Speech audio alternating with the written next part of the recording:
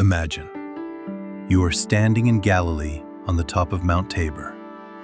Beneath you stretches an endless plain, and the mountain itself rises like a solitary witness to the mysteries of history. Hundreds of pilgrims climb its winding paths every year. They enter the churches, touch the ancient stones, and seek here the imprint of eternity. But few reflect. It was here, 2,000 years ago, that an event took place which changed humanity's understanding of the world and of man. Not a battle, not a revolution, not an earthquake, but an encounter with another dimension, with heavenly light, an event that revealed to mankind the true essence of Jesus Christ.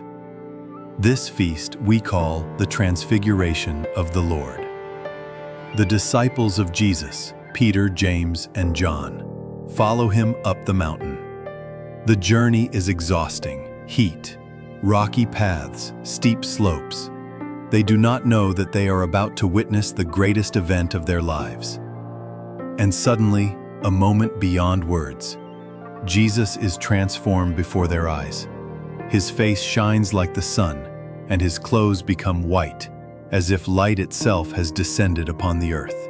Beside him appear Moses and Elijah. The Old Testament figures, the law and the prophets, now testify to the one who is their fulfillment. They speak with Jesus about his coming sufferings in Jerusalem. Peter cannot contain himself. "Lord, it is good for us to be here. Allow us to set up 3 tents. But his words are interrupted by a voice from heaven. "This is my beloved Son, listen to him." The disciples fall to the ground in fear. And when they raise their eyes, they see only Jesus. The radiance is gone. The cloud has dispersed, and before them stands once again their teacher. Yet from that moment on, they know who he truly is. Why Mount Tabor? Mount Tabor is located in Lower Galilee, about 20 kilometers southwest of the Sea of Galilee, and just 9 kilometers from Nazareth. Its height is 588 meters above sea level. In Hebrew, its name sounds as Tabor, meaning central raised place, or navel. This is no accident. The mountain stands apart from the surrounding range. Its smooth, rounded slopes resembling an island lifted from the plain. This isolation gave rise to its name. In biblical and poetic tradition, Tabor is often mentioned as a symbol of spiritual height, a place embodying lofty ideas. For Christians everywhere, this mountain is a shrine, for it is believed to be the place of the Lord's transfiguration. Although the Gospels themselves do not name it directly, Tabor has often been at the center of Judea's history. It is mentioned in the Old Testament, and in the early centuries of the New Era and the Middle Ages, it had strategic importance. Fortresses, monasteries, and churches were built on its summit. Already in the 4th century, there was a church here, built by Saint Helena, equal to the apostles.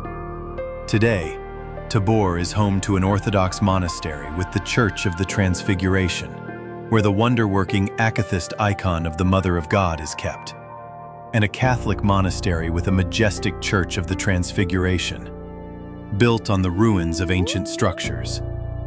The remains of a Turkish fortress still preserved on the peak remind us that this mountain has been both a spiritual and a strategic center through the ages. The Transfiguration of the Lord is not only a remembrance of an ancient event on Mount Tabor, it is a living reality that touches each of us. On Tabor, the apostles saw the light shining from Christ, and this light God has revealed to us as hope. Hope that we too can be changed, become different, higher, brighter.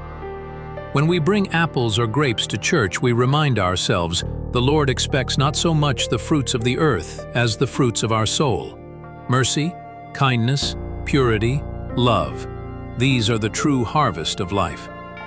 The Transfiguration teaches us that even the darkest paths of human existence can lead to the summit, where the presence of God shines. And this summit is not only in the Holy Land, it can be within the heart of each of us. So today, as we celebrate the Transfiguration, we hear the same heavenly voice that once spoke to the apostles. "This is my beloved Son, listen to him." This is the reminder to us that the way of Christ is our way to the light, our own Tabor, which changes everything.